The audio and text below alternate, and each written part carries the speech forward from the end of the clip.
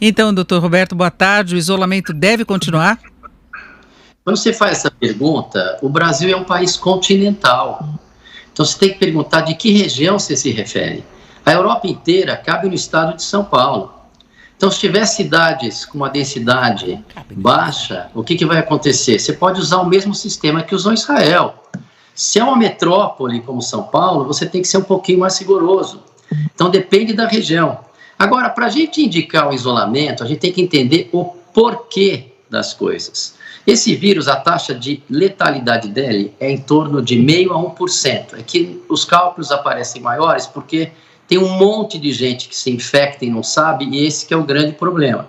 Então, por que o isolamento de regiões onde a densidade demográfica é maior, você faz o isolamento? Porque como essa contaminação é muito rápida, o vírus você demora 14 dias para desenvolver o sistema imunológico.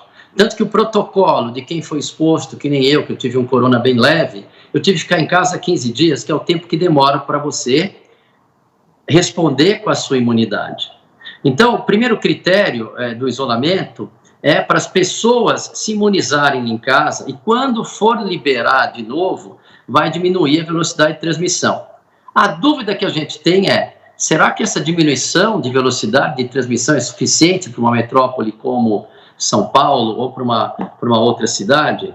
Quer dizer, nós temos que fazer uma análise pontual geográfica.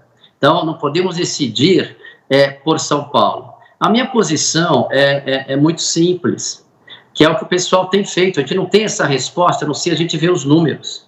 Então, por exemplo, se você liberar agora, são 3 semanas, um pouco mais, que o São Paulo está no isolamento. Tem um monte de gente que estava infectada e não sabia se imunizou, tinha outra que achava que estava com uma gripe se imunizou, e essas pessoas vão sair. Como é que nós vamos saber se não vai ter um outro boom?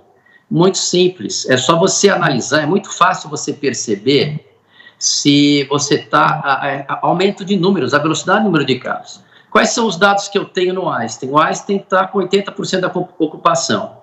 Os hospitais da Rede D'Or de São Paulo dizem que a velocidade de novos casos está diminuindo. No Rio de Janeiro, está aumentando bastante. Em algumas cidades do Nordeste, também. Então, quer dizer, você tem que fazer uma análise pontual de cada cidade.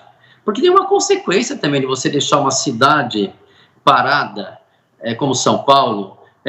Depois, a hora que passar esse vírus, vai estar um monte de gente com uma situação econômica precária. Isso traz outros tipos de doenças fatais, como dengue, leptospirose, dentre outras. Quer dizer, então isso é muito importante a gente pontuar. Outra coisa que a gente tem que pontuar, que a gente sempre esquece, é que 85% das pessoas melhoram na residência.